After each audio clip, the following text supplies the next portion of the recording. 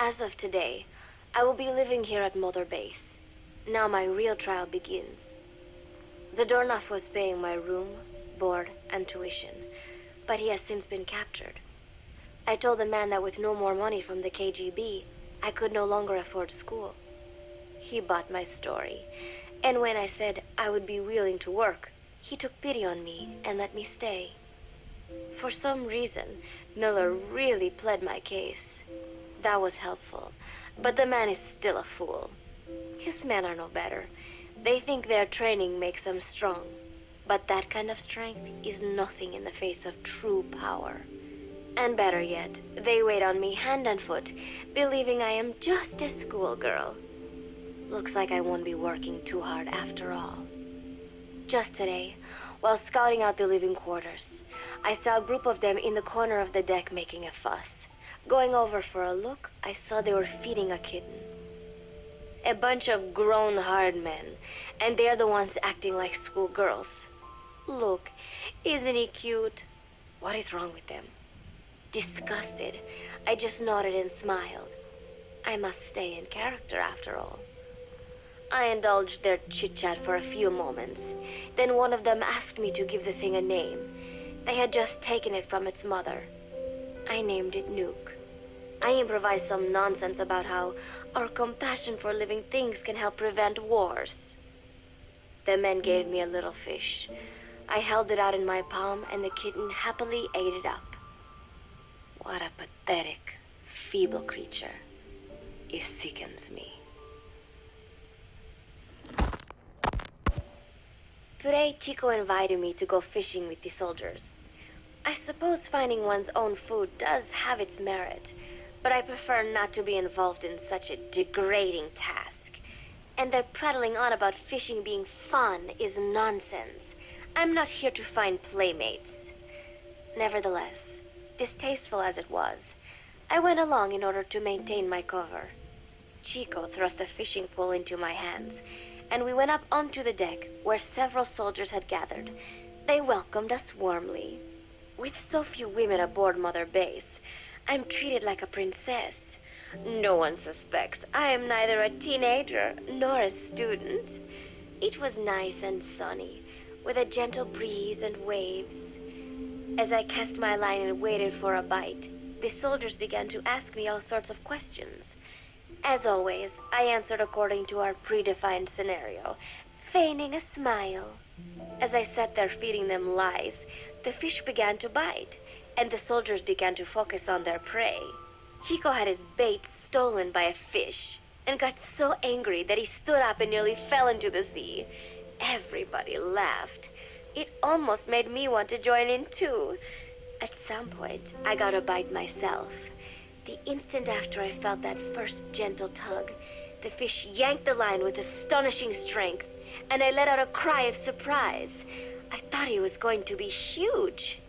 It was my first time fishing, and I was a bit flustered, so the soldier beside me helped by supporting the pole from behind. "Reel it in," they shouted. I nodded, turning the handle as fast as I could. I wondered what kind of fish lived below the surface, and thought back to the deep sea dives I had to do as part of training. Those were difficult days, but I remember finding the multicolored fish gliding through the water incredibly soothing. After a hard fight, I pulled it up. To my surprise, it wasn't even half a vara, rather anticlimactic. But I wasn't doing it for fun, so I wasn't the least bit disappointed. Nuke was hovering nearby with an expectant look on his face, so I gave the fish to him. All in all, a thoroughly wasted day. Preparations are coming along nicely. No one suspects me of being the one to let Zadornov out of his cell. Today, Amanda and I taught Cecile how to make gallo pinto. It is a simple home-cooked dish consisting of black frijoles mixed with arroz. It is well known throughout Central America, not just in Costa Rica, so it is no surprise that a Nica like Amanda would be good at making it. But I was raised in the States from a very young age, and could hardly even remember my mother's gallo pinto, having to make chit-chat with that clueless bird lover, and the so-called revolutionary was excruciating. And, clueless or not, I wanted to be especially careful around Cecile, the one who actually recorded that tape. Thankfully, Miller and his men seemed to believe I mistook the tape I found for one my friend made. In any case, one can never be too careful. Anyway, the three of us minced garlic and herbs, then cooked them in a pot with frijoles we'd soaked overnight. While waiting for them to cook, we sautéed onions and arroz in a frying pan. Cecile worked the frying pan according to Amanda's directions, but seemed a bit glum. She does have a knack for cooking, though. She is French, after all. We added water to the pan and watched the arroz begin to steam. While we waited, Amanda shared memories of her mother with us. They had been separated because of Simosa, but the taste of her mother's cooking was still fresh in her mind. When the frijoles were ready, we drained the water, stir-frying them with the rest of the vegetables. Quite a complicated process for home cooking. Nonetheless, it kept them occupied. The longer we sat and talked, the greater the chance of my arousing their suspicions. With women, it is not enough to just bat your eyelashes and giggle. It takes a lot of effort to divert attention. When the arroz was done cooking, we folded it into the frijoles and added salsa, stirring the mixture as it simmered. At this point, for some reason, the conversation turned to romance. Why does it have to be that way whenever women get together and chat? Cecile fancies herself to be well-versed in such matters, and gave Amanda all sorts of advice. It was harmless enough, until, to my irritation, she began pestering me whether there was anybody I liked. Not right now, I said, trying to dodge the question. But she pressed on. It's Snake, isn't it? I gritted my teeth and played it coy. Maybe. Cecile nodded and giggled. He is pretty sexy, isn't he? What a ditz. It's all I can manage to just survive. The thought of romance has never once crossed my mind. I have no interest in that kind of man. Soon enough, a rich aroma began to fill the room. The gallo pinto was ready. New came over and rubbed up against our legs, looking for a handout. Unfortunately, it was not the kind of food a cat would like. We let a few of the soldiers have a bite, and then headed off to the mess hall. The home-cooked flavor we'd achieved was a big hit with the men of MSF. Not that we are trying to impress them or anything. Even I could manage a dish like that. Snake enjoyed it too. Let me make this absolutely clear. I have no interest in that man. Football, or soccer as it is known in the States, is extremely popular here. It has not caught on yet in the US, but it has legions of rabid fans all across Latin America.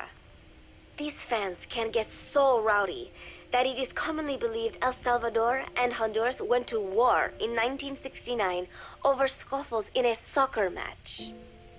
In reality, tensions between the two countries were already high.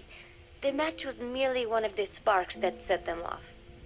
But these people are so passionate about this sport that the story seems plausible. Predictably, many of the soldiers here are fans. They have apparently divided themselves into Costa Rican and Nicaraguan teams and started playing each other. To play, you need a ball and 2 goals. The R&D team built and set up simple goals on the deck. I had absolutely no interest, but Chico insisted that I come and watch. It was not a proper match by any means. The pitch was not even regulation size, but the players and spectators alike got pretty excited. They banged empty cans and shouted cheers through the handmade megaphones. It almost felt like carnival. Huey, the referee, blew a whistle to start the match. The soldiers' training has left them in excellent physical shape, but they lacked the honed skills of professionals and their play was quite rough. Midway through, one of the men collided with another. They started shouting at one another, but Huey stepped in. I thought we had forsaken our countries, become one with the earth, he said, quoting Snake. We're not competing for national pride here, and we are not fighting for the good of any one country. This is not a war. Soccer is a peaceful sport, am I right? The soldiers nodded. They know the pain of war, and they share Snake's vision. Perhaps that is why all this resonates with them. Team Costa Rica was down a man, and somehow I was picked to fill in. Costa Rica had the advantage up until that point. I suppose Huey wanted to keep it balanced. The soldiers agreed with Huey's call. Maybe the Costa Rican players felt an even matchup would be more fun too. I could not be bothered to run at first, but chasing the ball out there in the hot sun, I was soon drenched in sweat. Before long, I found myself actively seeking out the ball, partially out of desperation. I picked up a loose ball deep on the opponent's side of the field. Even though he's Nicaraguan, Chico cheered me on, yelling, "Go for it, shoot!" I launched the ball as hard as I could, only to have it blocked by the keeper. Disappointment only increased my determination. In the end, I didn't score a single goal, and Costa Rica gave up its lead. It was really close, though. We congratulated each other on a good match and sprawled out in the shade on the deck, exhausted. The ocean breeze felt so nice on my sun-soaked body. Nuke came over. It is one of his favorite spots, and stretched out next to me. And together, we watched fluffy white clouds drift lazily across the clear blue sky. It was lovely out today, so I decided to sun myself in a lounge chair up on the deck when Strangelove came up to me. Despite the heat, she was in her usual long sleeves and pants. I waved at her. She looked away and mumbled, "Hello there. Fancy meeting you here." I asked if she needed anything, feeling her eyes creeping up and down my body like she was savoring it. Finally, she swallowed and said, "You have such beautiful skin." Bewildered, I shook my head and said, "No, not at all. I had heard rumors that she was a lesbian, but she couldn't be after me, could she?" She continued to stare and said, "No, it is beautiful, but you must not let yourself get so tanned." And then she took my hand in hers. "What is wrong with a little sun?" I asked, trying to cut the conversation short. But she shook her head violently. "No, you mustn't. A young lady should take better care of her skin." She was acting strangely now, as if aroused. She lectured me on the perils of tanning, how it ages skin, causing wrinkles and spots, and in the worst cases, even skin cancer. I knew already that tanning could cause spots, but I thought only pale-skinned Anglo-Saxons had to deal with that. Having a scientist tell me it causes aging, though, that spooked me a little. If I am to keep playing the teenager, I will have to start paying more attention to my skin. Sensing my anxiety, she took a small tube from her pocket. She said it was the sunscreen she always used. She told me to keep it. I didn't know what to say. I was more than happy to take it, but exactly what were her intentions? Was she merely being nice? Or is she really into me? Either way, there was no reason to refuse, I suppose. I have undergone training. An out-of-shape woman does not pose any real threat to me. Having power means not being afraid. It is the same on a global scale. A country with nukes can dictate terms to a country without them. I thanked her and took the tube. Then she offered to put some on for me. She squirted some lotion onto her fingers and began rolling it into my chest.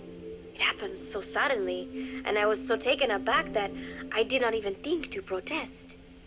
She caressed my stomach with her long white fingers, then slid them upwards between my bikini-clad breasts. "What? Wait," I sputtered as her moist eyes met mine. She was beautiful. Somehow, I found myself captivated by this woman more than 10 years my elder. "Hold still," she whispered in my ear. I nodded silently, unable to refuse. My body went limp, motionless, as if in a trance. Gently, carefully, She rubbed the lotion all over my entire body. I shouldn't have enjoyed it, and yet I could not help myself. For a moment, I was spellbound. That woman is dangerous. I had better watch myself.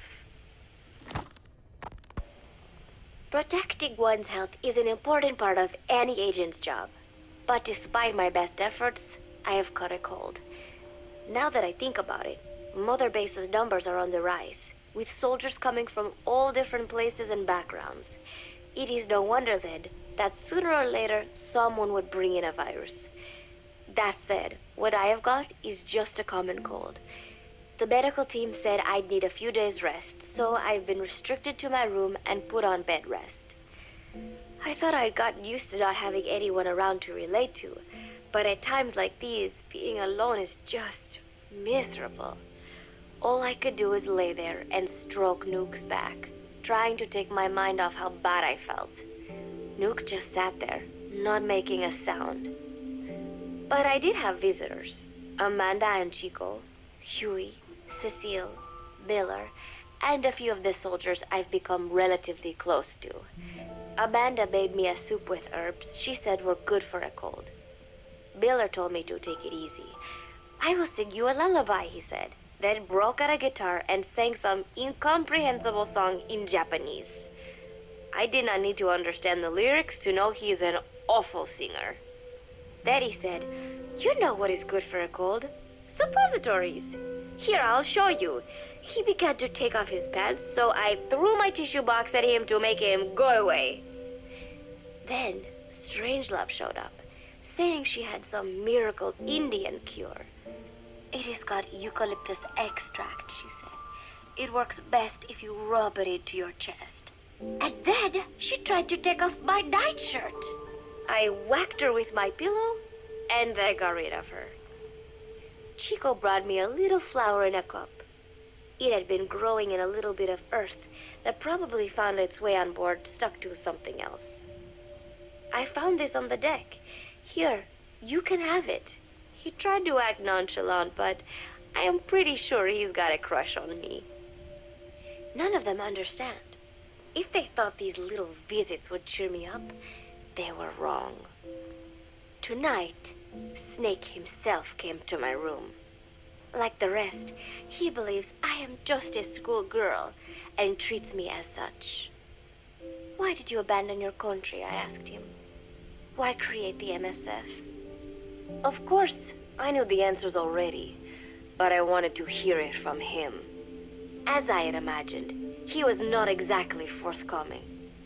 All he would say is that his country abandoned him because all he could do was fight, and that is why he needed the MSF, because that is all he is any good for. Then he said, "Fighting is the only thing I understand, but that does not mean I have got a grudge against those who believe in peace. I am not one of them, and I do not believe in peace. Conflict is in man's nature. We fight our enemies in order to survive." Maybe we are not so different after all, he and I. But that is exactly why I'm going to have to kill him, or else he will have to kill me. When I stop and think about this wretched existence, being killed by a man like that suddenly does not seem like such a bad thing. Every month, Mother Base throws a party for all the soldiers whose birthdays fall in that month. There is something strange about a military organization having parties. Really though, it is just an excuse to drink and make noise. It is not easy to get alcohol in a fortress in the middle of the ocean. Most days they are training from dawn till dusk. They do not have time for things like drinking. That is why Snake and Miller came up with the idea, to give everyone a chance to let loose. Obviously, a bunch of bores like that are not going to bother with blowing out candles on a cake. Rather, they sit there in a cloud of cigarette smoke, drink beer, eat meat, tell tasteless jokes, and swap crude insults about one another's hometowns. But it hardly ever breaks out into something serious. They talk up a storm, but they're just having fun. It is funny. You have got members of FSLN rubbing shoulders with the UCLAs, People who once would have considered the other mortal enemies. I wonder if that is what makes Big Boss so popular. In leaving their countries behind, they leave their hatred for other countries too. Miller seemed a little protective of me. Hope they're not being too crude, he said. But soon enough, he too was drunk. He yelled, "Come here and take a look at the real Kazuhira Miller." Then dropped his pants and mooned everybody. The other soldiers burst out laughing. I have never seen such a crude, ridiculous party before. And yet, all these people, laughing and acting the fool. Is this what they call peace?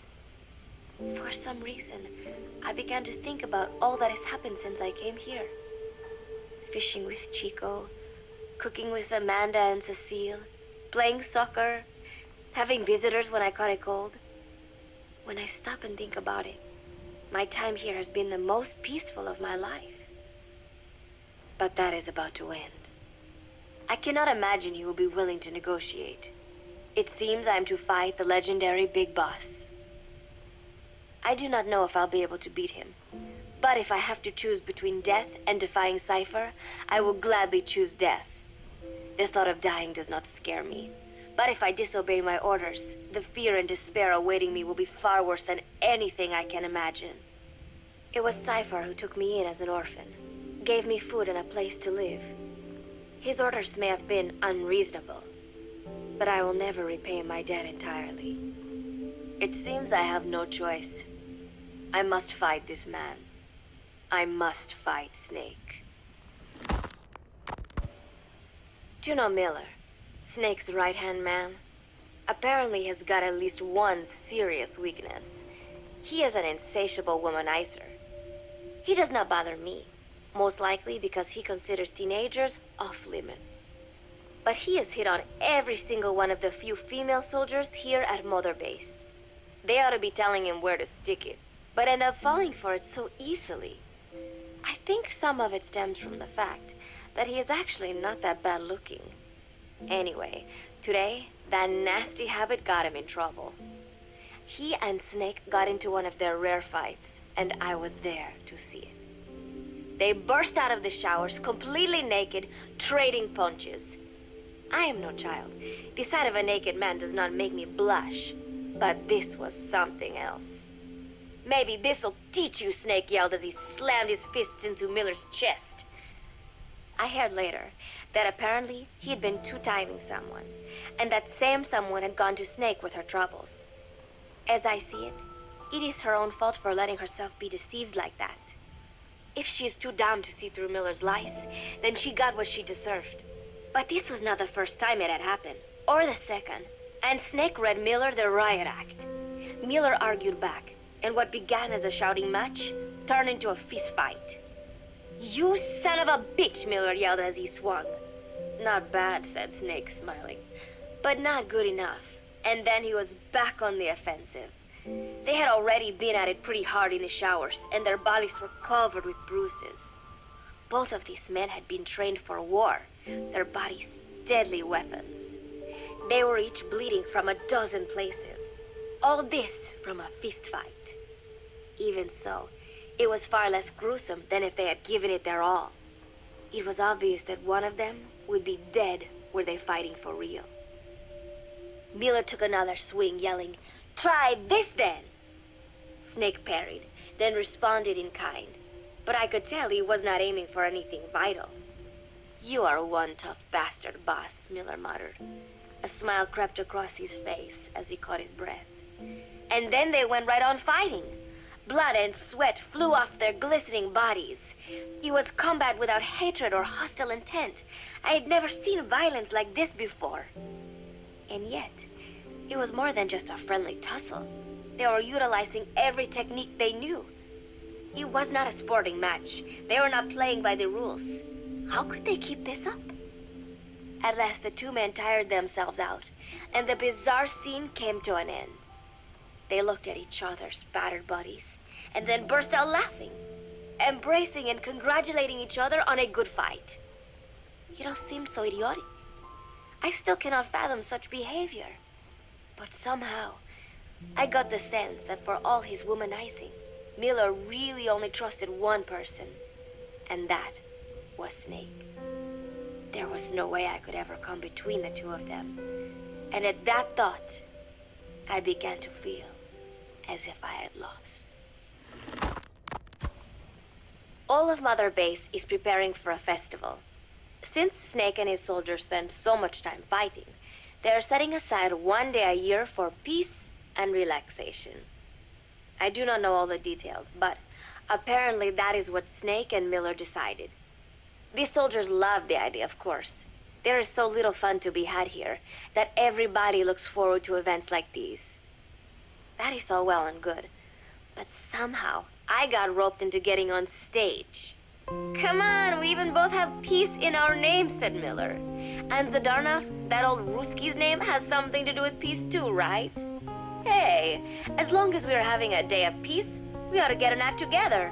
The Three-Piece Band. I thought he was joking. He then proceeded to share his idea without bothering to check with me. And now, I am slated to sing. Apparently, he had heard me on the deck one day, and since then he's wanted to form a band. Everybody's looking forward to it, so there is no way for me to back out now. I have never done anything like this, but it does feel kind of nice to know that people are looking forward to it. I mean, it cannot be any worse than Miller's singing, but modifications to Zeke are already finalized, and I must complete my mission. Betray Cypher now, and I will face a fate far worse than death. Still, there's no need to put things in motion just yet. What difference would it make to just wait a little while longer? A whole day of peace. The mission can wait until after that. Can it not? I know I am only delaying the inevitable. When the day comes, one of us will have to die. Snake or me. But still, if I could just come up with some way to stall Cypher, at least until our day of peace. When did I start having thoughts like this? My cover is blown. They know nothing of Cypher or my true objective, but they know I am a spy. There is no more time left. I must act now. I must complete my mission. How did it come to this? All I wanted was 3 more days. Just 3.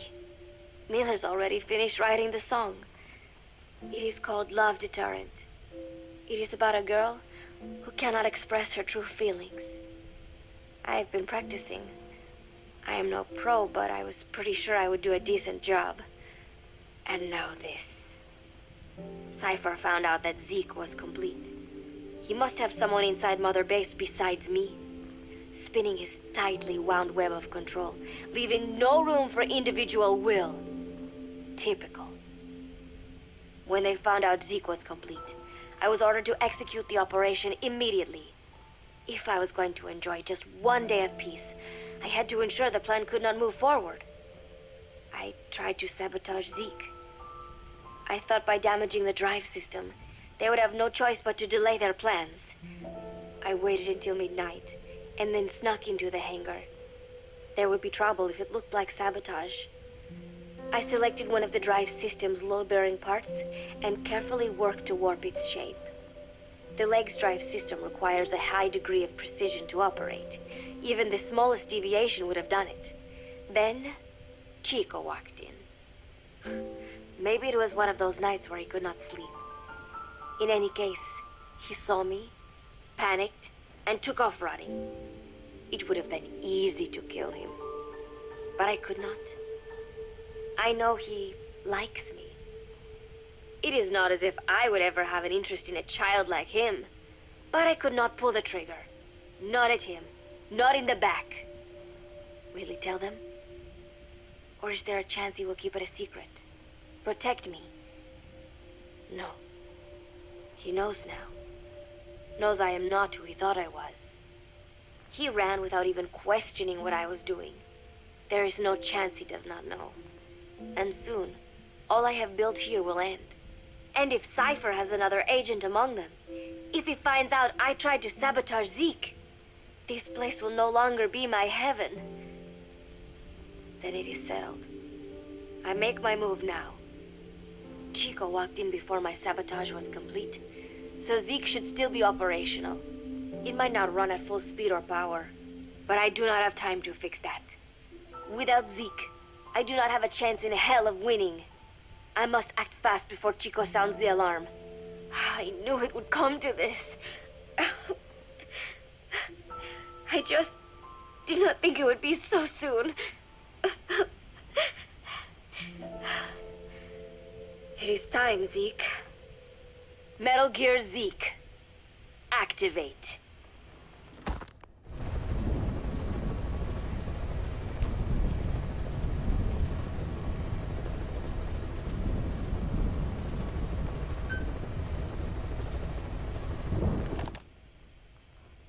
I heard about Paz's tapes.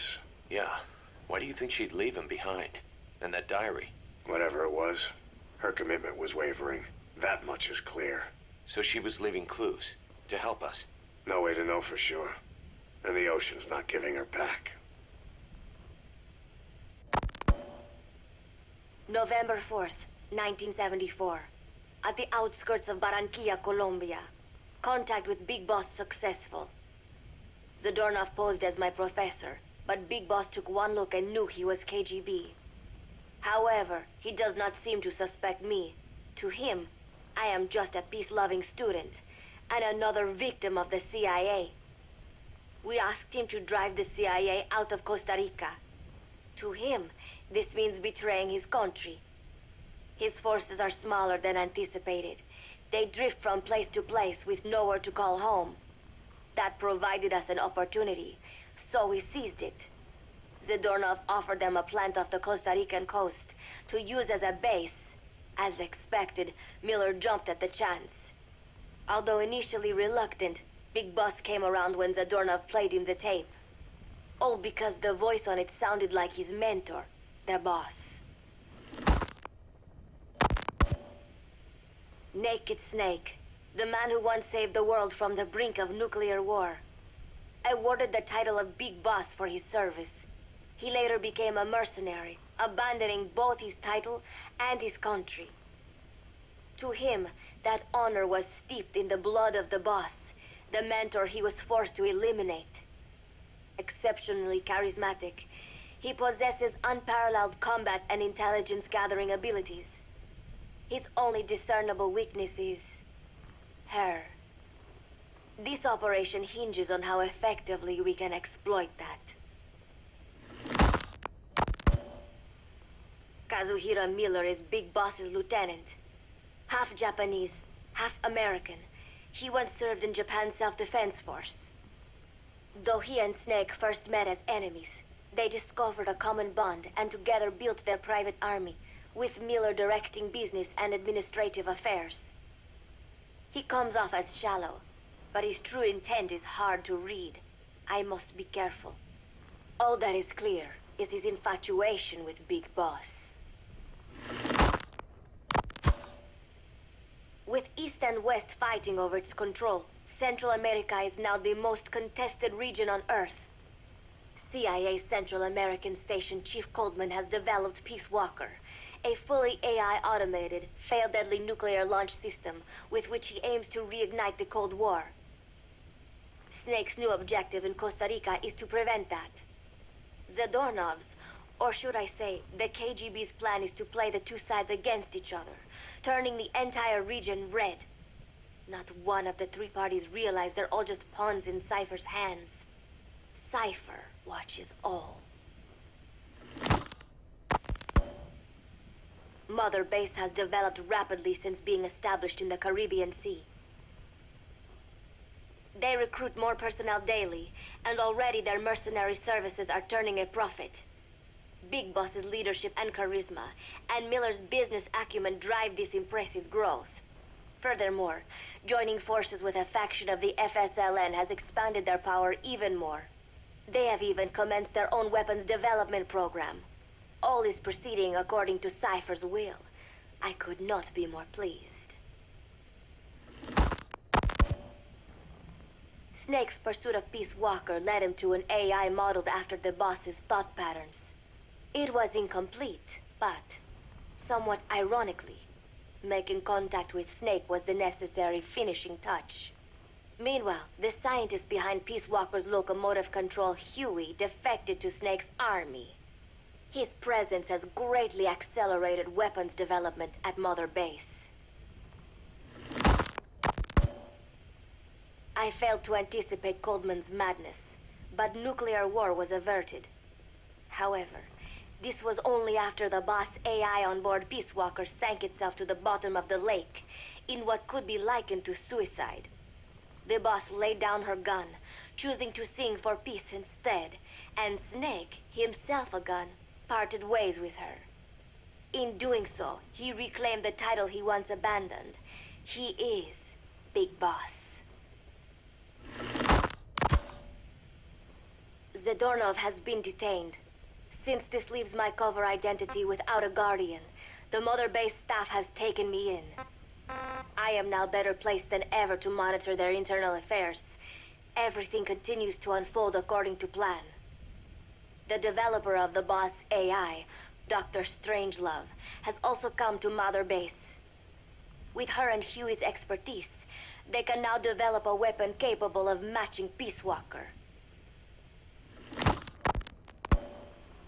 Development on the bipedal weapon is now complete. They call it Metal Gear Zeke.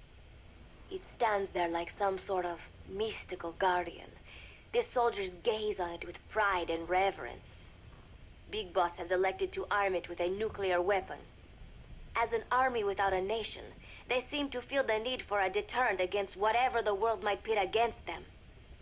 It is a dangerous gambit. Why do such a thing? Their nuclear strategy differs from the Americans and the Soviet Union.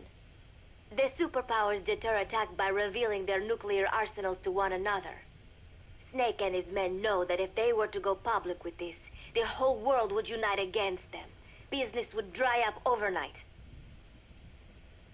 So they do not plan on revealing the nuke until necessary. This ace-in-the-hole approach is their idea of a nuclear strategy.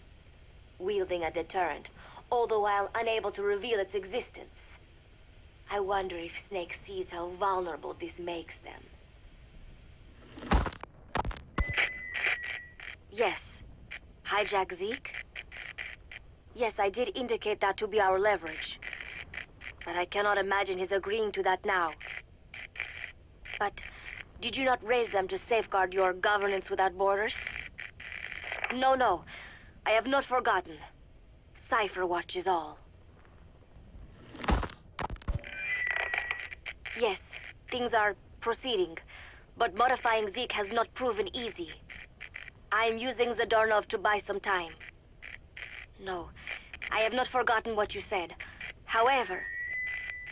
Well, forgive me for asking, but this is you I am speaking to, isn't it, Cypher?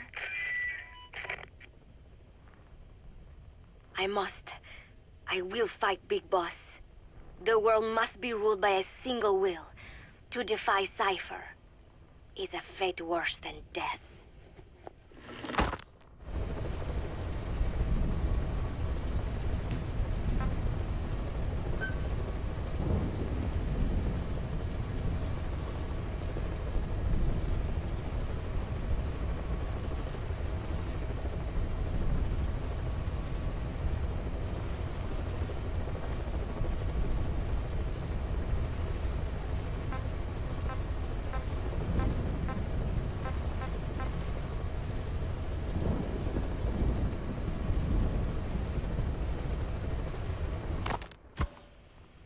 This is a one-man infiltration mission, boss. Equipment is the bare essentials. Anything else will be OSP. The target location is a prison camp on a U.S. military base. Those Marines have the place locked down tight. Your only backup will be one extraction chopper. We can't send anything else. You won't need to. Again, this is infiltration, a sneaking mission. Your #1 priority is remaining undetected. Use discretion before engaging any guards you encounter. Be mindful of their sensory perceptions: sight, sound, smell, and pain. Fortunately, these atmospheric conditions will continue until dawn. That should provide you with some cover. At least the weather's on my side. Your mission objective is to rescue Chico and Paz. According to Chico, they're both being held at an old prison facility. Recon from the intel unit supports this, so it's safe to assume that's where they are. Once you've gotten them to the RV, call in the extraction chopper. I'll monitor the situation and offer guidance from here, but you'll be the one in the field. How you handle this mission is entirely up to you, boss. Snake, yesterday we received official communication from the IAEA. It says, it has come to our attention that your organization recently purchased nuclear fuel from Uzbekistan authorities.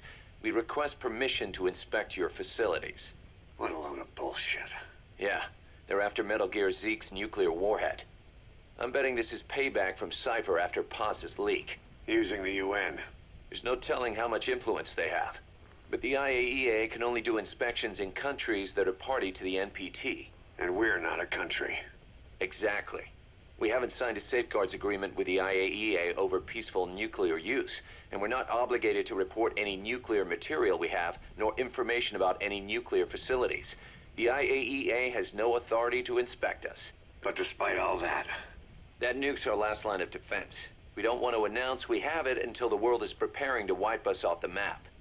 Until then, we let everyone think we're just a private army with conventional firepower. What's Huey's take? That the problem's how to hide the nuke in Metal Gear. But I gotta tell you, he was all for it. I see. But there's no way we can have the IAEA poking around here. So what do we do? Ignore them? Send them an official letter of refusal. Say that we're a private organization and we've done nothing to attract this suspicion. You got it. We finished Zeke's waterproofing reinforcement yesterday. The day after tomorrow, we'll be done installing the main depth control tank, the compressed air tank, and the attitude control propeller pod. Huey. If the underwater test goes well, next week we'll try the 300-foot seabed depth. Drop the act, Huey. How did we end up agreeing to the nuclear inspection? Because after you sent that letter, I told them. After careful reconsideration, we agree to your request. And frankly, we should be inspected. This is our chance. If they come and go without discovering the nuke, we can tell the world we're clean. Of course, it's risky, and we'll have to make sure everything's perfect, but it'll be worth it. Huey, can they do an inspection without going through the Board of Governors? We contacted the IAEA's admin branch, and they said there's no record of us being brought up at any of the board's meetings. I'd say probably a preliminary inspection to determine whether we should be referred to the board. So it's bound to be a small inspection team, and they won't be here that long. Don't worry, leave everything to me. Has the media gotten wind of this? Yeah, 2 major Western networks want to do stories on us. I planned on saying yes. What? You want to broadcast this place to the world? That's why I agreed to the inspection. This is a golden opportunity. We can use the media to prove to the world we don't have a nuke. Besides, even if we said no, it would just be delaying the inevitable. Kaz, our hands are tied now. Start getting the place ready. Thanks, boss. Don't get the wrong idea. You've set it up so that any more changes of heart will arouse suspicion, that's all. Zeke stays, but we'll have to move all other AFVs to shore. Any potential troublemakers can go with them for some mandatory R&R. Sound good, boss? Just do it. About the inspection, what do we tell the men? The truth. What else? The one thing we don't need to worry about is anyone here spilling the beans about Zeke. Good point. What about the Sandinistas? There's still quite a few of them left on the base. I hate to say it, but it won't look good having Soviet bloc personnel here. The problem is, moving a group that size in a hurry would look even worse. At least Amanda's on assignment in Cuba. They'd recognize her. She should stay put for now. All civilians save Huey will have to return to their countries. Even your Parisian? Of course. We'll get her whatever paper she needs. Dr. Strangelove's departure came at a perfect time. The less Zeke-related staff here, the better. Wait, she left? That's right. You were away on a mission. She left last week. There's nothing cooking in AI weapons research, and Zeke is complete. There was really no reason for her to hang around. I'm surprised Huey let her go that easy. Yeah, his crush on Strangelove was never much of a secret, huh? He followed her everywhere while Zeke was in development. Boy, would she get pissed. But he does have a lot on his mind right now. I've got bigger issues to deal with. That's what he said. That's the spirit, Huey. 10 days ago, we got reports that Paz was still alive. She survived. She was rescued by Belizean fishermen who found her drifting in the Caribbean. So what's the plan? Silence her before we're compromised? No. I've got something else in mind.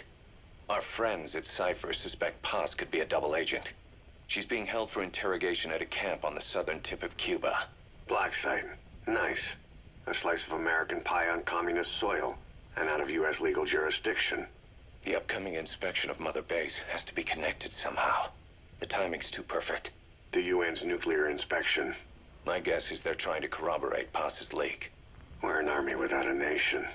Word of our capabilities gets out, and we'll have the whole world out to shut us down. Having an American private intelligence agency involved's bad news. Cypher's the ones who sent Paz to us in the first place. She knows their true nature. Right. Paz is our only link to Cypher. If she's still alive, we need her on our side. If not us, who else is gonna rescue that bitch? When do we do it? The inspection comes first. We'll deal with us afterwards. Do the men know? Word has started to spread. The information came from Cuba through Amanda. One of the base personnel used to belong to El Frente. I'll tell everyone we don't concern ourselves with the survival of enemy spies. We need them focused on the inspection. And if we get her back here and she isn't cooperative, there's still plenty of room for her in the ocean. Works for me. What about Chico? He had a chance to stop Paz from hijacking Zeke and he blew it. He's carried that guilt ever since. Kid really did care about her. Chico, it's hard to say how he'll react. Have Amanda call him out to Cuba. He shouldn't be here right now. Good idea. They haven't seen each other in a while. Little time with Big Sis and he'll forget all about you-know-who.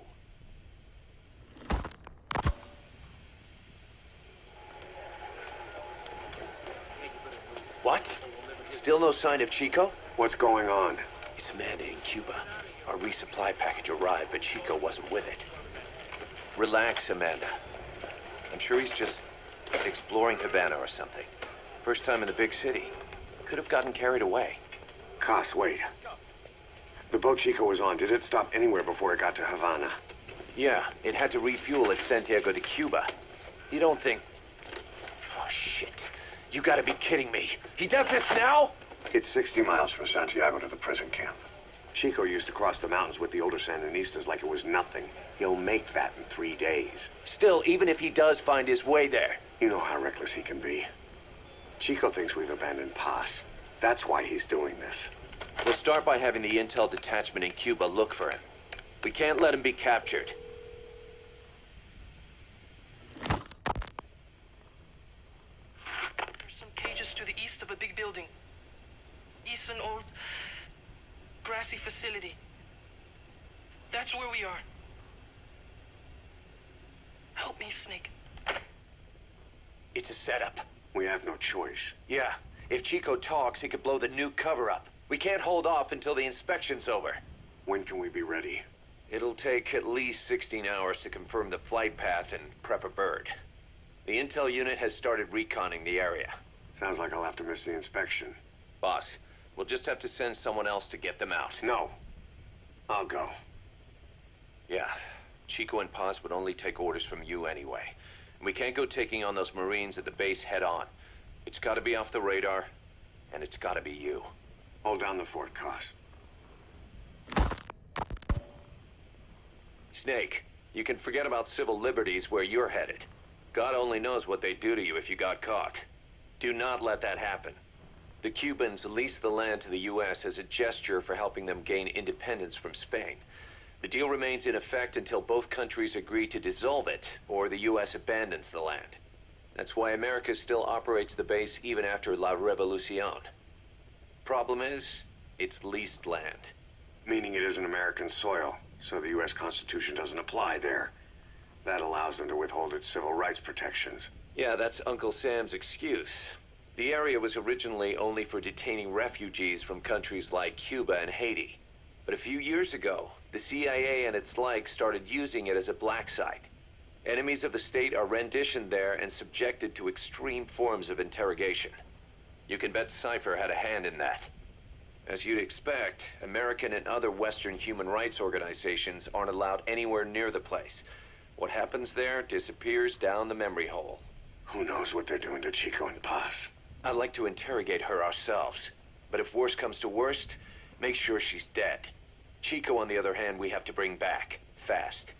He knows too much about us. Cos? The area is surrounded by mines placed by both the US and Cuba, making escape on foot impossible. You're heading into the Lion's Den, Snake. Don't take this one lightly. Come back in one piece. Yeah.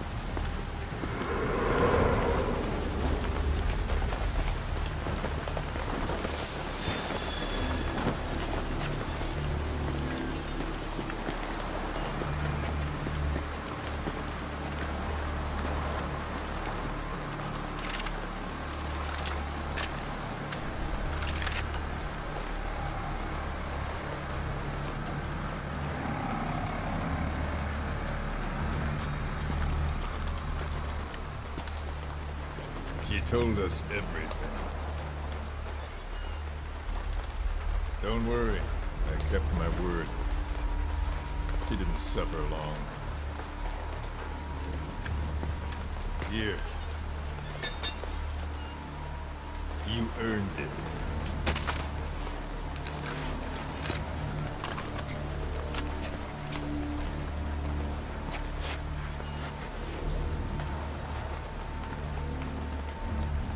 How's it feel to play the traitor? No more war games. You're a real man now, soldier.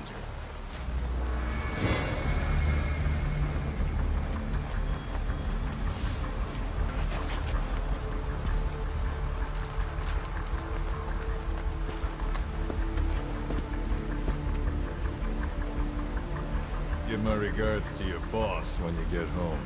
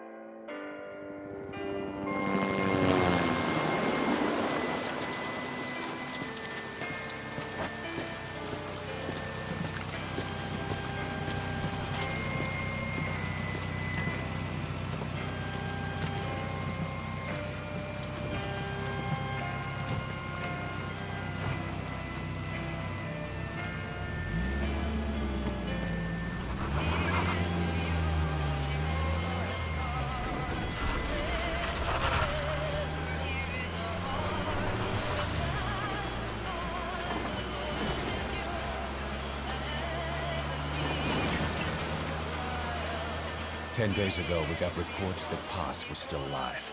She survived. She was rescued by a Belizean fisherman who found her drifting in the Caribbean. So what's the plan? Silence her before we're compromised? No. I've got something else in mind.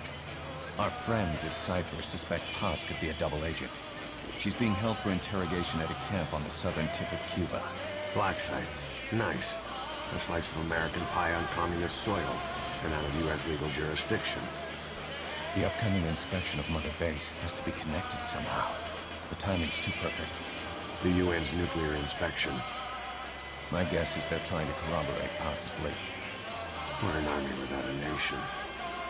Word of our capabilities gets out, and we'll have the whole world out to shut us down. Having an American private intelligence agency involved's bad news. Cypher's the ones who sent Paz to us in the first place. She knows their true nature. Right. Paz is our only link to Cypher. If she's still alive, we need her on our side.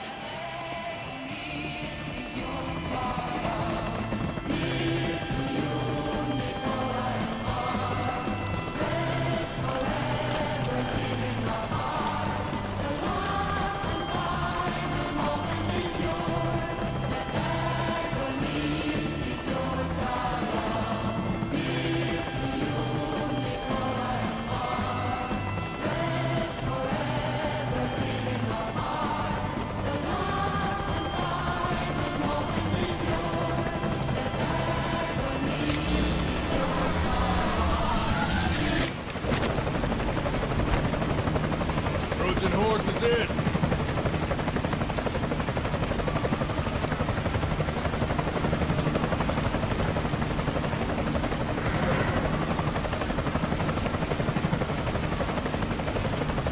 This pirate crackdown's a go! Move!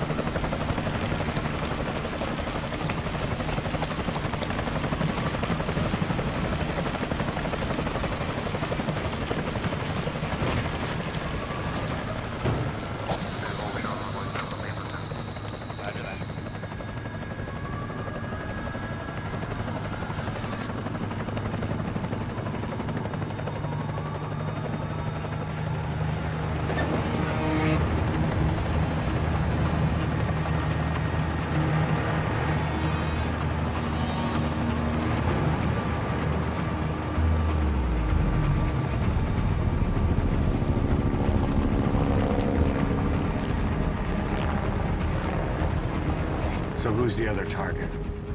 That would be Chico. He's being held in the same area as Paz. Last radio contact was 40 hours ago. Find them both. Bring them back alive. Enter the compound from the south cliff. Secure Chico and Paz, then report back from the rendezvous point.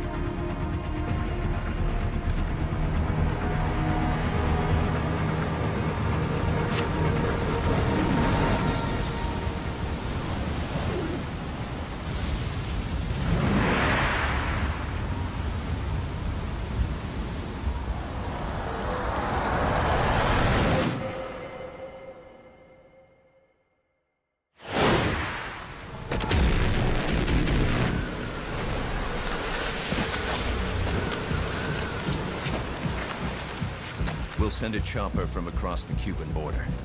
You should be back at Mother Base in time for lunch. You'll probably just miss our guests. The only catch is you go in solo. The politically sensitive nature of the mission means backup is not an option. Fine. I like some alone time now and then.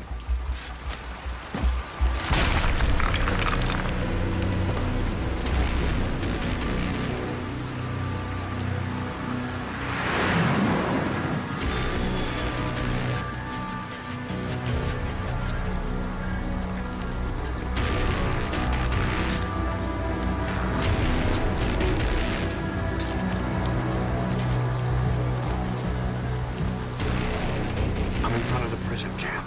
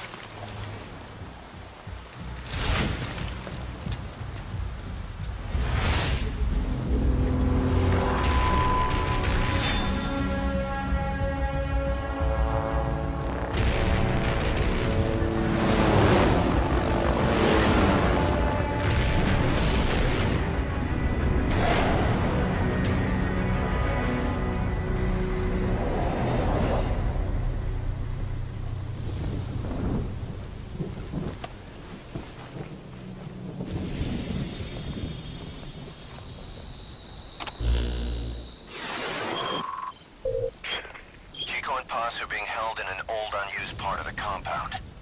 Get inside and head northeast.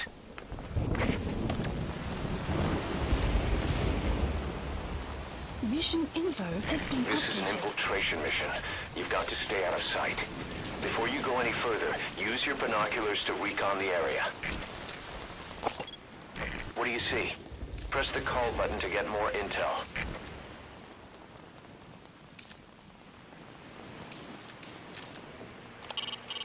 It's a guard.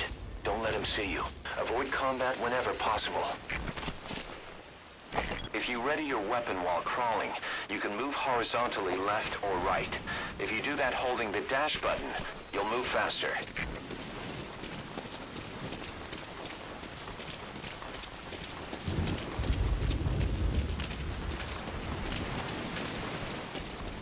To climb an obstacle, press the action button.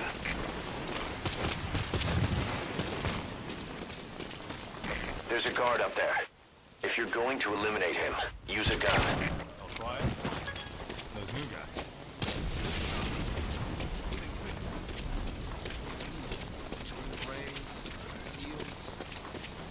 Now head east to the old prison area.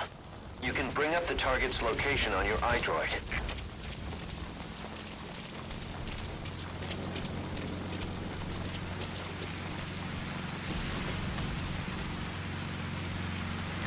Eyes open, boss.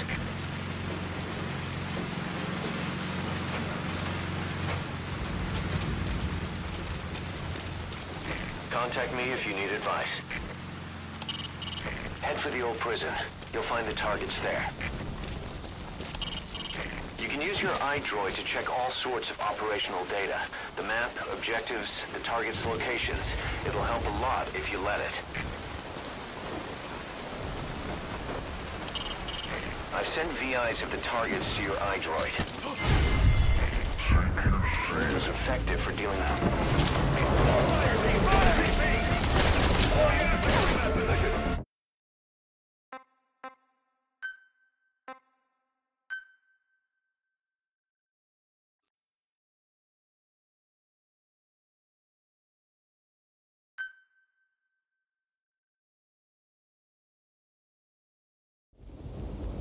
This is an infiltration mission. You've got to stay out of sight. Head for the old prison. You'll find the targets there.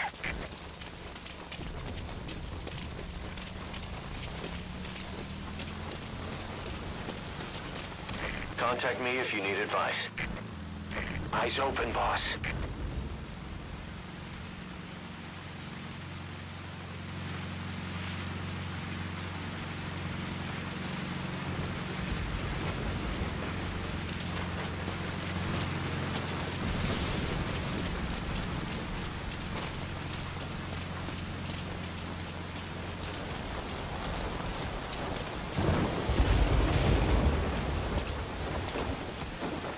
CQC is effective for dealing with nearby enemies.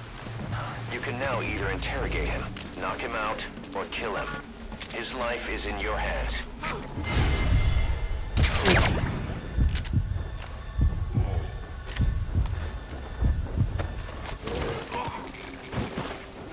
You should move the bodies of enemies somewhere out of sight.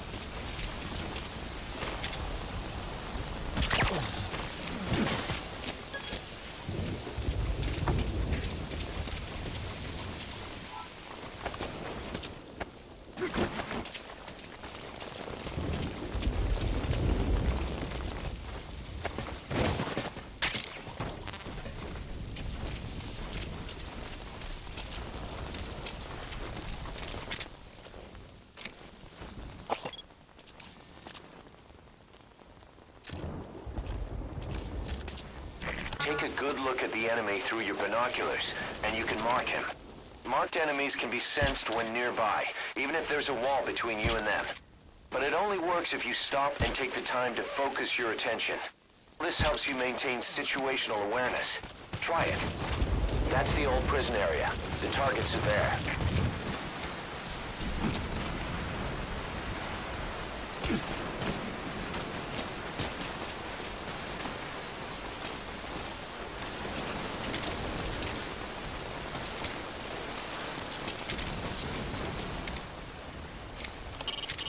Leave no stone unturned. The target has to be somewhere.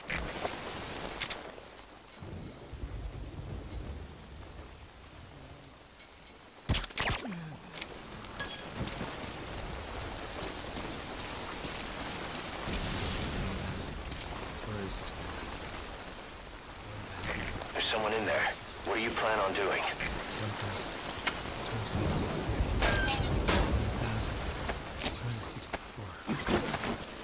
You can pull him out too if you want, but just don't forget the targets.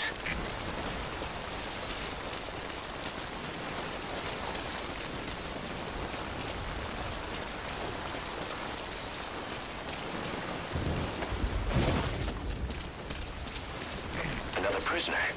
Looks like he's alive.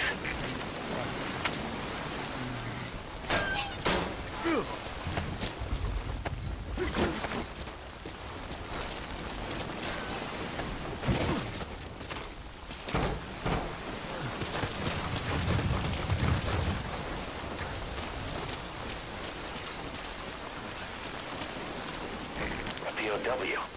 That's fine if he has some intel, I guess.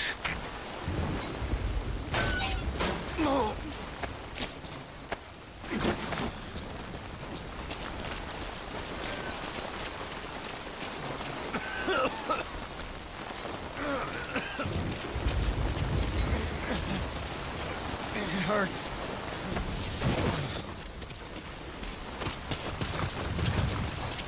Another prisoner. Looks like he's alive.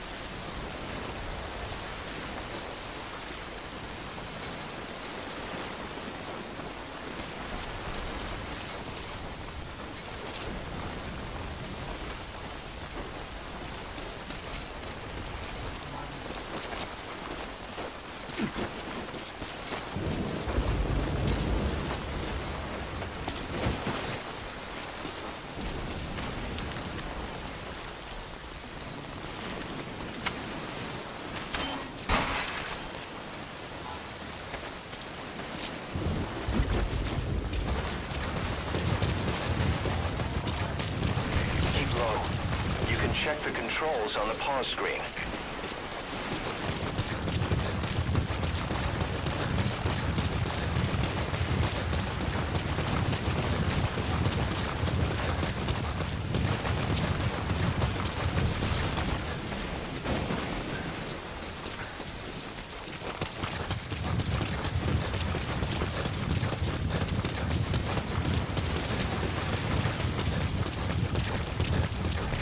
You don't end up head first in the ocean.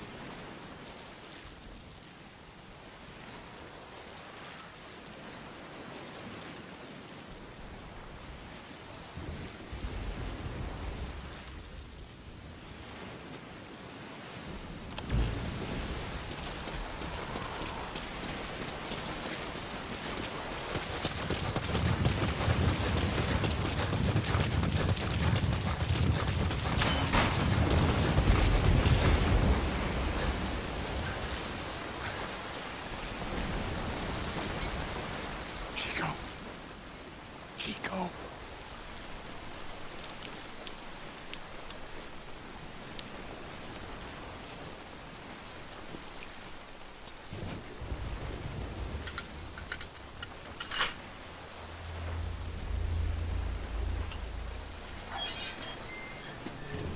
Chico, it's me. No! No! Go away! Go away! Get off me! Chico, Get off! keep it down. Go away!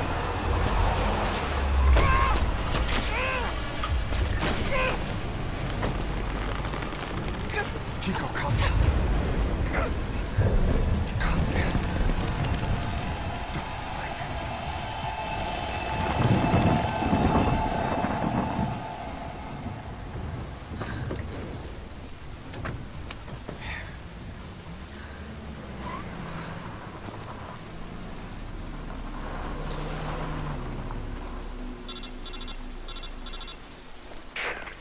I got Chico. And Paz? Not here. Are you sure? Pretty sure. Is Chico able to walk? Hold on.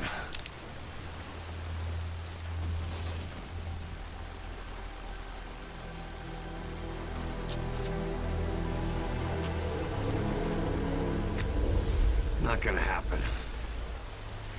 You'll have to carry him out then. Okay, boss, change your plans. Haul Chico over to the rendezvous point. We'll get Paz's whereabouts out of him once he's calmed down.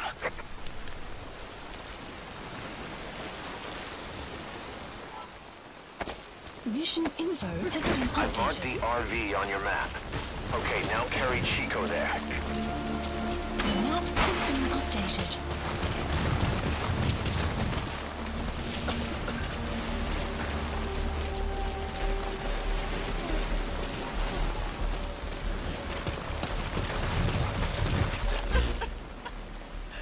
Marker placed.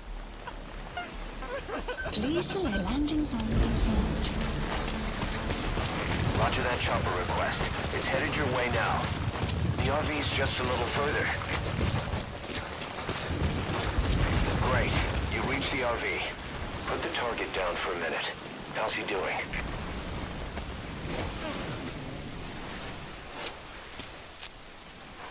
Chico, where's Paz?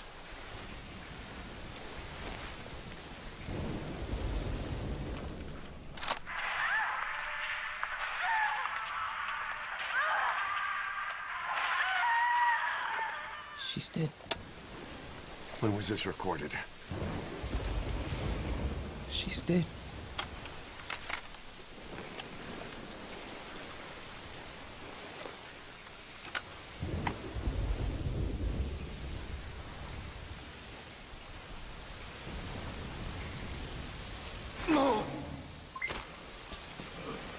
Mission info has been updated.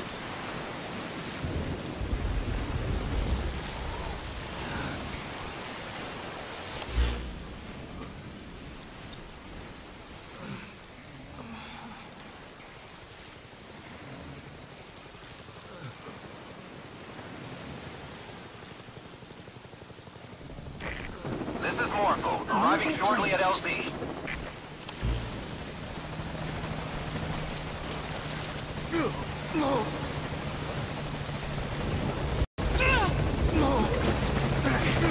This is Morpho, on station at LZ.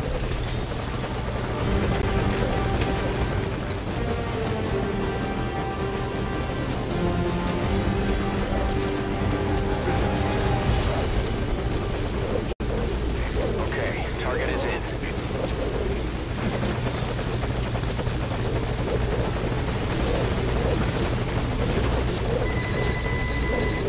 Target's inside.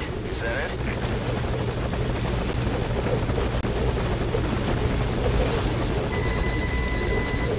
He's coming too. Roger that.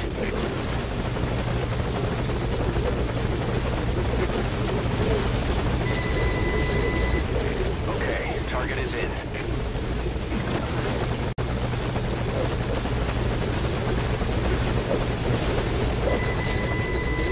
Target's inside. Is that it?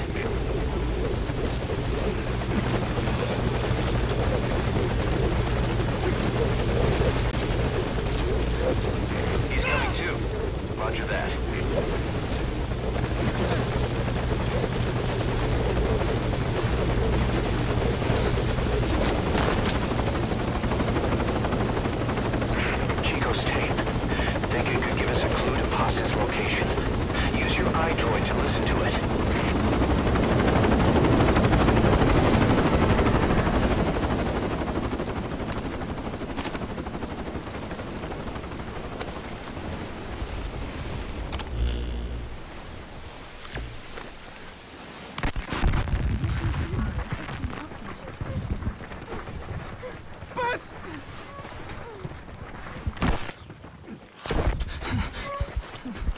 On your feet. Okay. Chico was taken out of his cage. Did he leave the tape recording while he was being moved? Paz might be up ahead.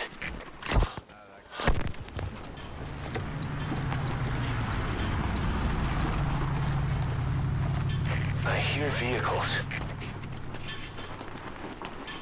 And a flag.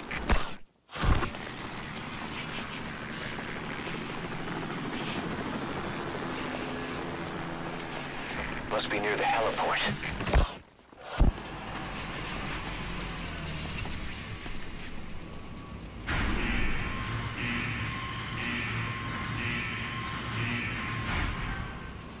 A gate.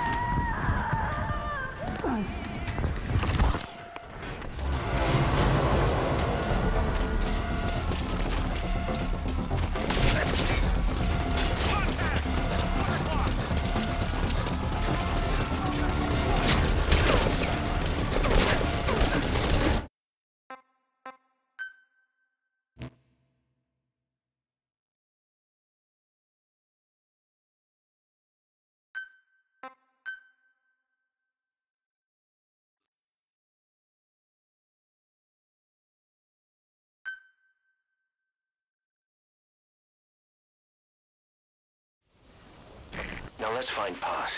If she's dead, we need to see the body to be sure. Boss, any clue where she might be?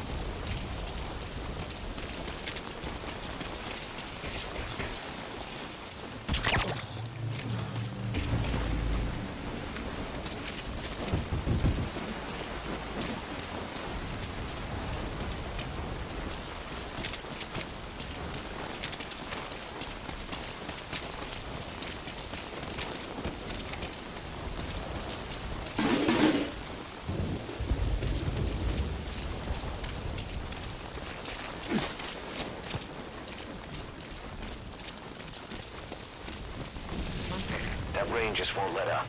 It'll help you stay out of sight, but watch you don't get hypothermia.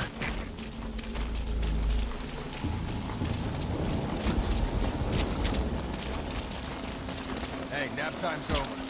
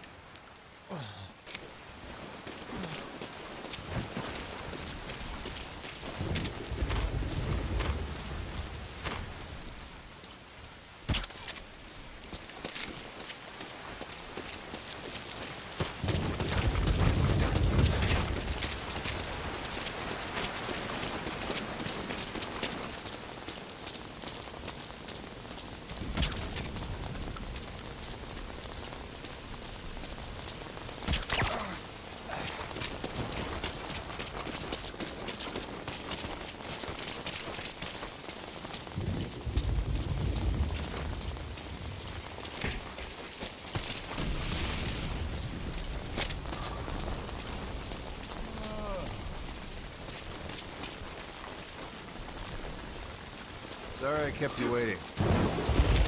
Yeah. Let's get on with it. Right. All yours.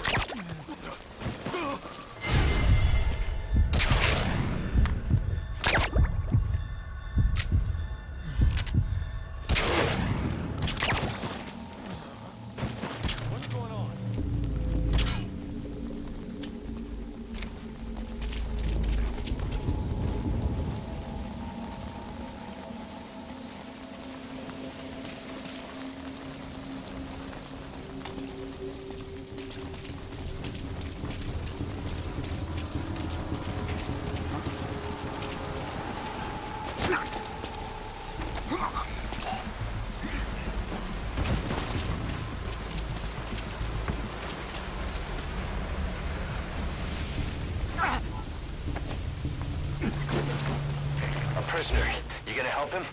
Keep an eye out for nearby enemies. They could try to shoot down the chopper. Landing zone confirmed. Roger that chopper request. It's headed your way now.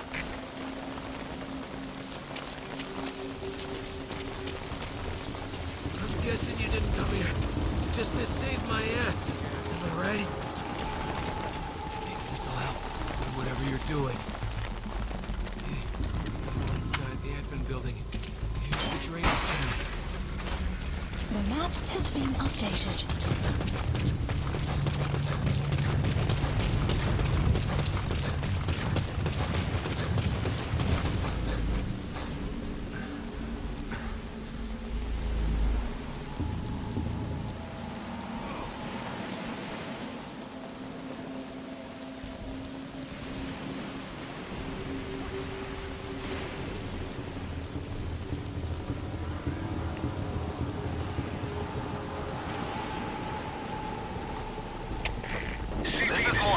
Arriving shortly at LZ.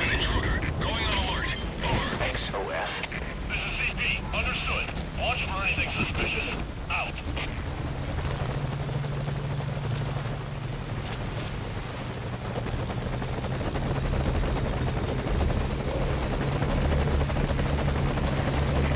This is Morpho. On station at LZ. Still searching for Paz. Try interrogating some of the Marines. They must know something. Put the squeeze on them. Okay, target is in.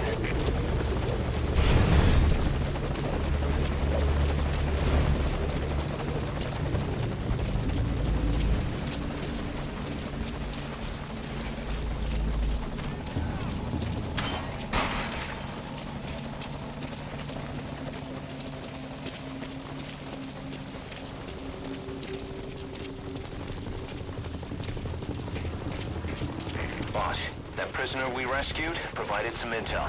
He says he knows the location of a unit patch. I don't know what he's talking about, but I've marked the location on your map anyway. The map has been updated. This is CP. Understood. All fire teams, return to your posts. Out. CP, this is Zulu 2. Zulu 2, what's wrong? Come in, Zulu 2. We have a situation. All units on alert.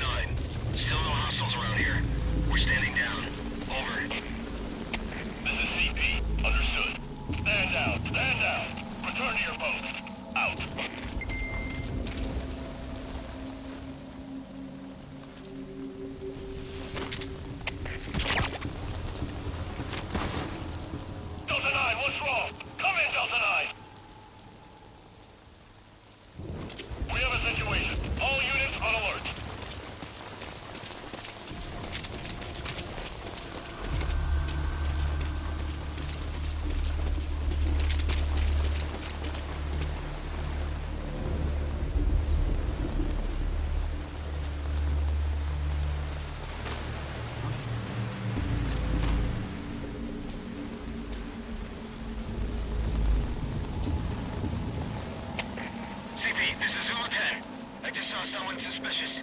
Checking it out. Over. This is CP. Understood.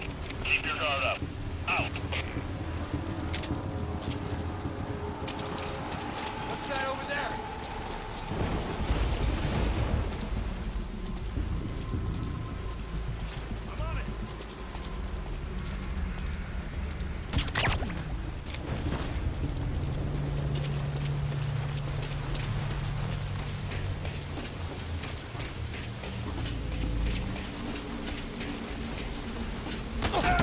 To interrogate an enemy, first grab him.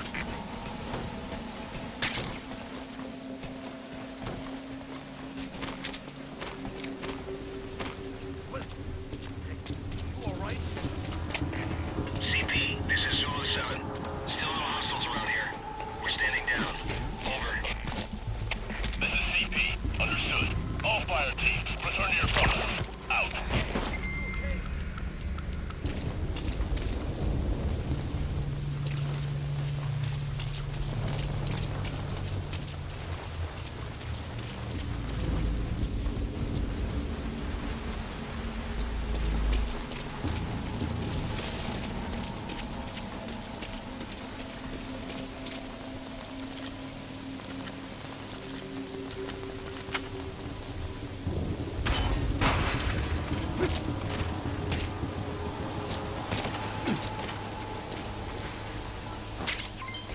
Another unit patch. Could there be more of it?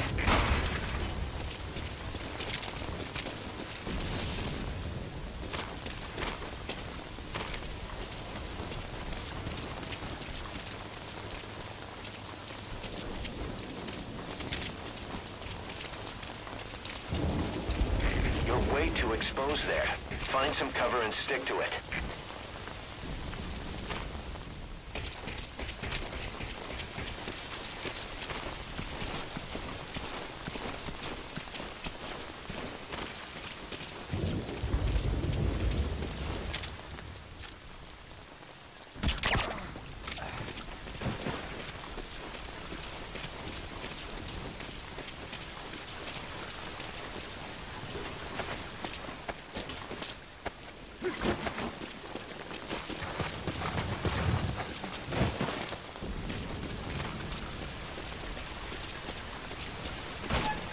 That's the admin building.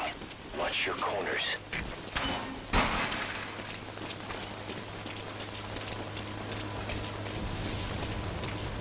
The cover...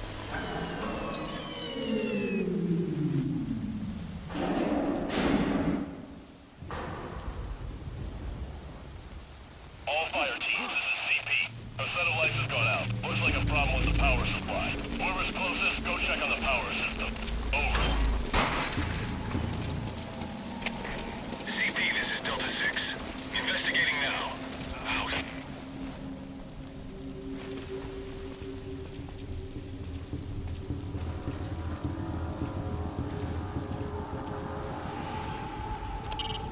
Find Paz and bring her back here.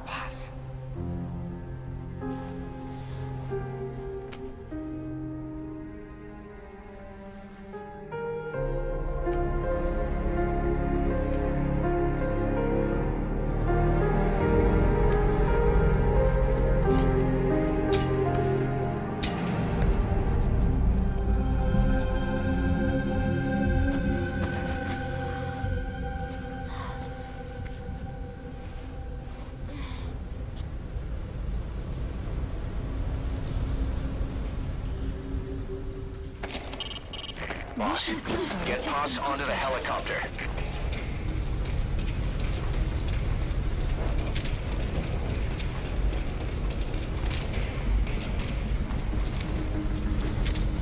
Hey, shouldn't the guy doing the check have been here by now? The outer gate's open and everything. Leave the gate open. He must be running late. Should we do something? They gotta check the vitals of that prisoner, don't they? Got nothing to do with us. Forget about it. Yeah, sure. You hear that? You need to hurry up your escape before they realize Paz is missing. Rain is an illusion. Contact!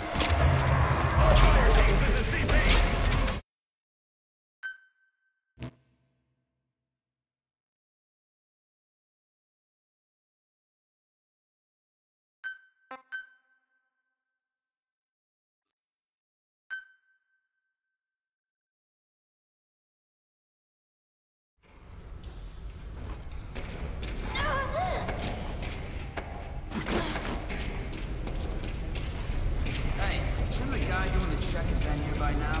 The outer gate's open and everything. Leave the gate open. He must be running late. Should we do something? They gotta check the vitals of that prisoner, don't they? Got nothing to do with us. Forget about it. But the tar- Yeah, sure. You hear that? You need to hurry up your escape before they realize Paz is missing.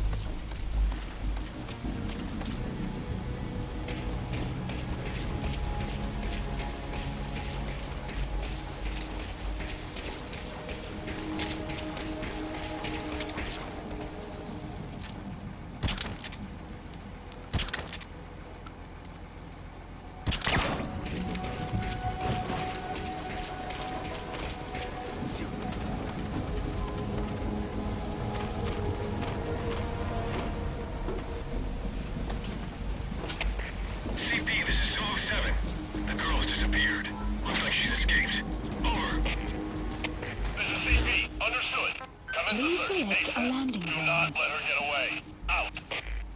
Landing zone confirmed. They've discovered Paz is missing. They'll be looking for her. Hurry, you've got to get out of there.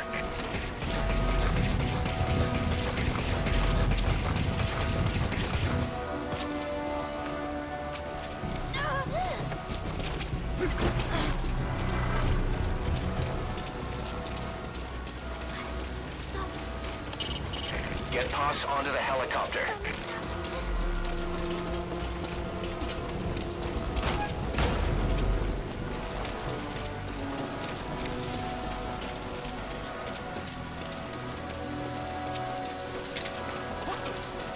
Stay away.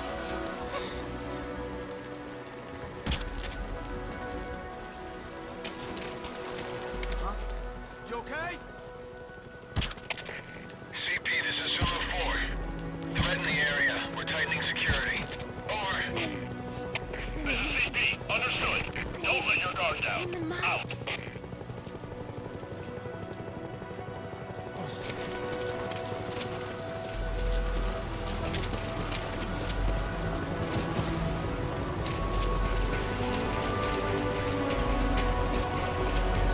Nearly there, Snake. This is Morpho. Have arrived at LZ. We'll stand by.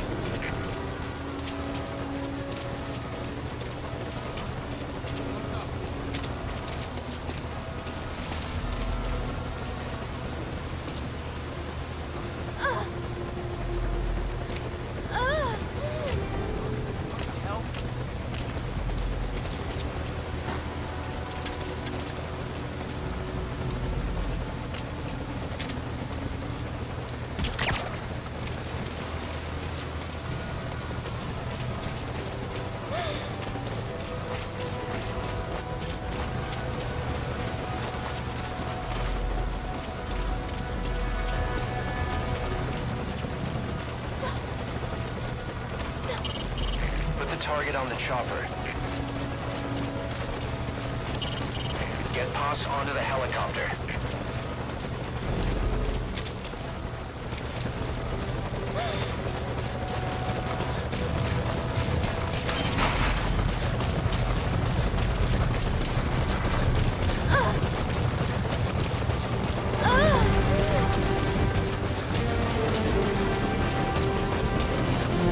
Put the target on the chopper.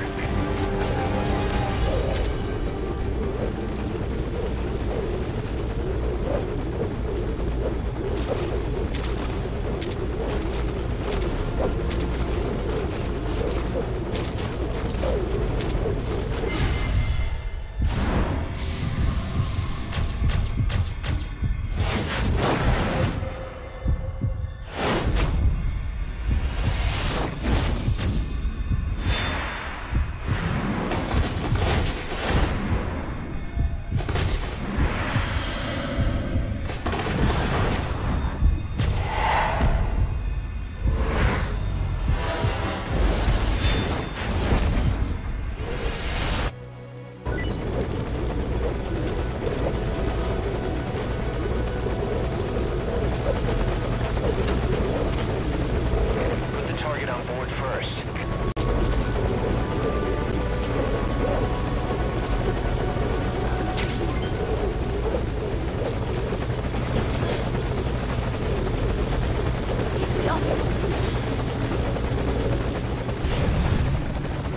Mission info has been updated. Good. You've completed the objective. Now get out of there. Hurry. You've got to get out of there. Come on, boss. You don't want to hang around. Hurry. You've got to get out of there.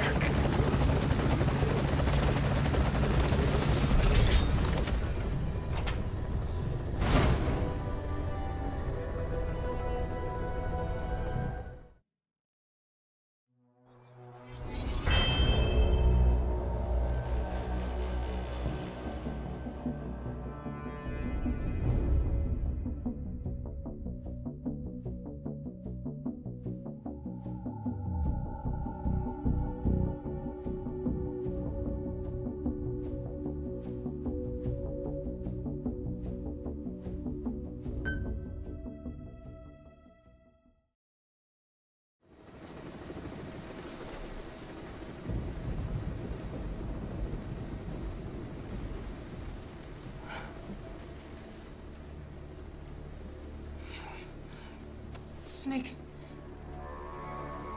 Snake! Medic!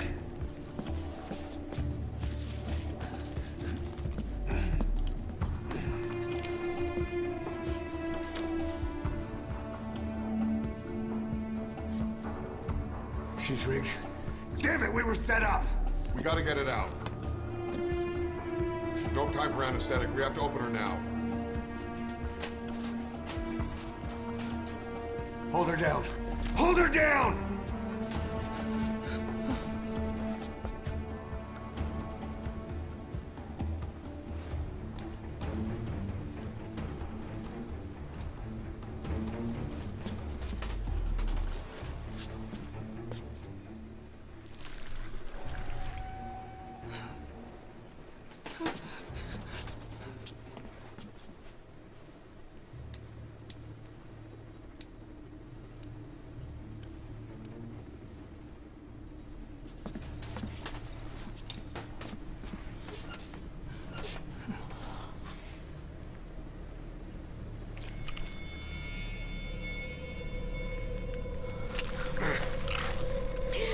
Keep her gun in.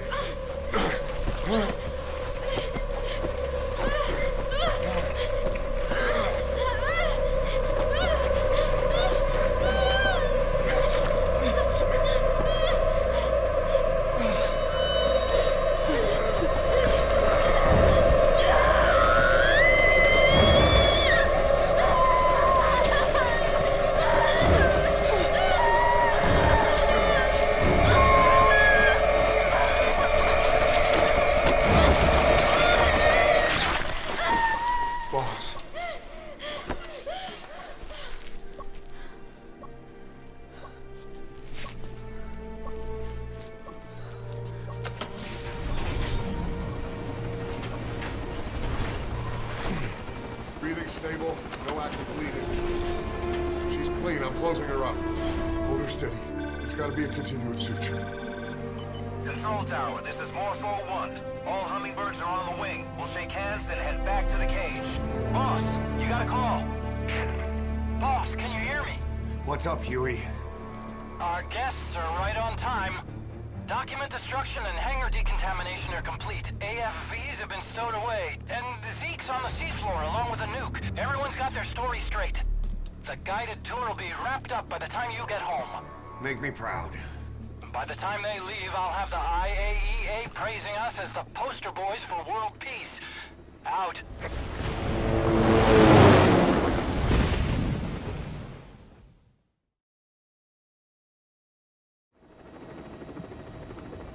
Tower, this is Morpho 1. Do you copy? Can't get through. The link seems fine, but...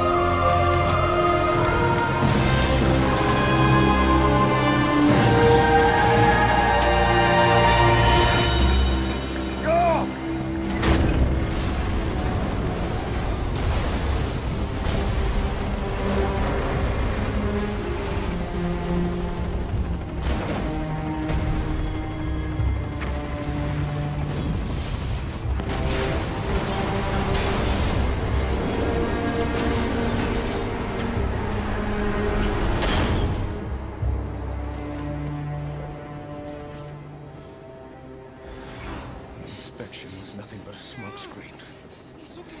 I heard explosions, then... They played us like a damn fiddle!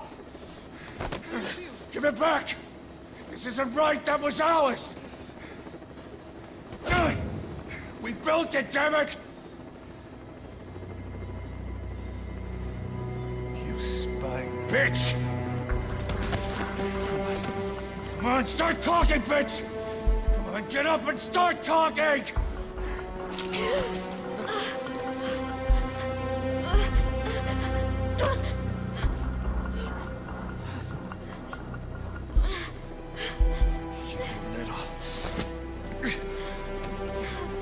Bob, there's... It's all right, we got it out.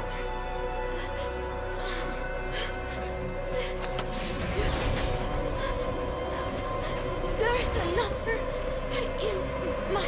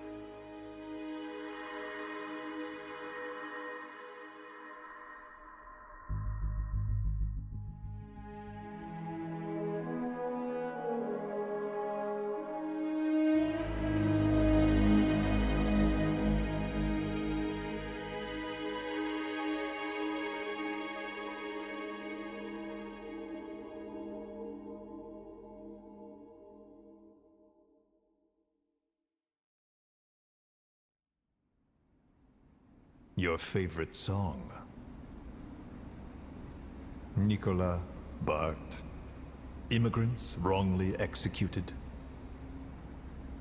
But their deaths served as a message to others.